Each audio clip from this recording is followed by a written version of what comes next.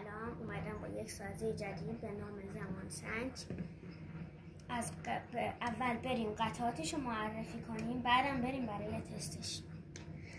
از زنجیر چرخ یک عدد موتور برد، 4 تا چرخنده 95 تایی و 19 تایی، 2 تا دونه ناودونی، 4 تا دونه تسمه 7 تایی به تعداد محورهای سایز بزرگ، یتقان کنار، یتقان وسط و زنجیر چرخ و